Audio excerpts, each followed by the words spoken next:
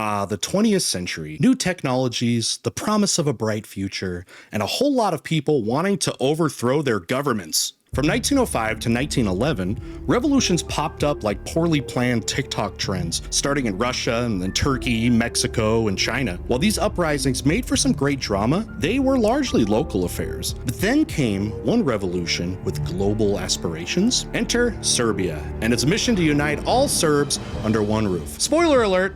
That roof was the entire Balkan Peninsula, and everyone else wasn't thrilled about it. In 1903, Serbia killed off its least popular king, Alexander, and decided democracy sounded fun. Fueled by nationalist zeal, they started stirring things in Bosnia-Herzegovina. To prevent a full-on family reunion of Serbs, Austria-Hungary invaded Bosnia in 1908. Fast forward to 1913, and a group of 11 Serbs, including high-ranking army officials and government officials, thought, what better way to solve our problems than a good old-fashioned secret society? Thus, the Black Hand was born. And they weren't just sitting around playing Fortnite, they were planning assassinations. And boy, did they succeed. On June 28, 1914, Archduke Franz Ferdinand, heir to the Austro-Hungarian throne, was supposed to enjoy a nice, peaceful visit to Sarajevo. But the Black Hand had other plans. First, one of their conspirators threw a grenade at his car. It missed, but it hit a nearby car. The Archduke went to visit the injured, and by some cruel twist of fate, ended up right near another conspirator who promptly shot him and his wife. Tragic, yes, but also pretty unlucky for everyone involved afterward. Austria-Hungary, furious about the assassination, demanded Serbia hand over the perpetrators. Serbia, firmly sticking to their no-snitching policy, refused. Austria-Hungary then declared war on Serbia on July 28, 1914. World War I was now officially on. Now Serbia, the tiny landlocked nation and home of Nikola Jokic, the GOAT, wasn't the obvious candidate for starting a global war, but because European alliances were basically a complicated web of if you mess with them, I'll mess with you, war quickly spread like a viral meme of someone getting hit in the junk. Russia, while not formally allied with Serbia, decided to back them up. Meanwhile, Germany and Austria-Hungary, old pals since 1882, decided it was time to go to war with Russia and France. Then Germany, in a rather subtle move, invaded Belgium, which meant their friend Great Britain had to get involved. Belgium had been minding its own business, thank you very much. Germany, having carefully studied the art of war by Googling how to win a war against France and Russia, developed a strategy called the Schlieffen Plan, which involved charging through Belgium to quickly take Paris, and therefore France, all before Russia could even finish its probably gross breakfast. France, not to be outdone, had Plan 17, which involved winning back territories lost to Germany in 1871. Needless to say, both plans epically failed. The war turned into a long, drawn-out trench battle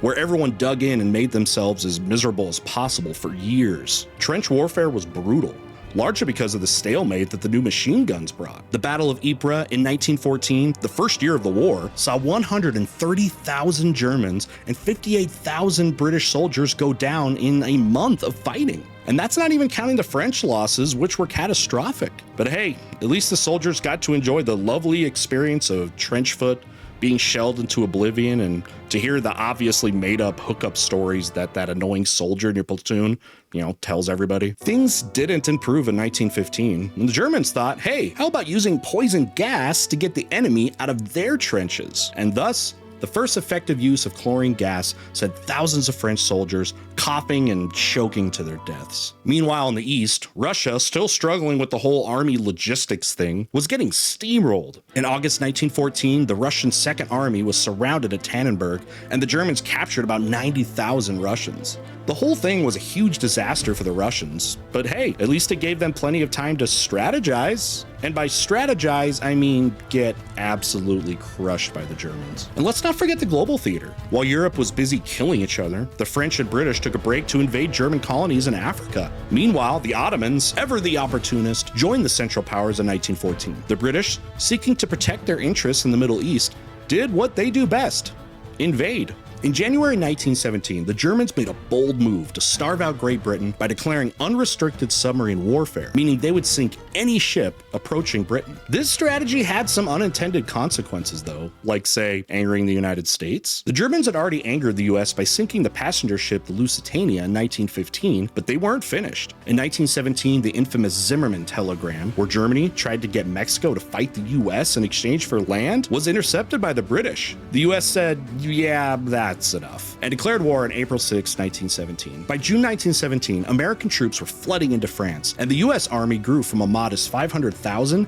to nearly 3 million in just over a year. The influx of troops and supplies turned the tide of the war, leaving Germany scrambling to regain control. Their spring 1918 offensives failed, and by October 4th, the Allies were on the attack. After 1,600 days of chaos, the war finally ended on November 11th, 1918. This was very thoughtful to help future history students so they can easily remember that the war ended on the 11th day of the 11th month, and yes, at 11 a.m. The casualties were staggering. Millions dead, wounded, and missing, and even more civilians who had no business being involved also perished. Despite the promises of peace, the Treaty of Versailles, signed in June 1919, was anything but that. Germany was forced to accept blame, pay billions in reparations, and deal with territorial losses. They also lost Alsace-Lorraine again, and had their military severely restricted. And because the world loves a good irony, the League of Nations was established to prevent future wars. Spoiler, it didn't. In the end, the treaty sowed the seeds for another conflict, as the bitterness left behind by the peace settlement laid the groundwork for World War II. It gave the famous angry mustache man and his buddies plenty of reasons to become popular in Germany in the years following. And so, remember that history often repeats itself, and it did this time with a much larger and even more disastrous sequel.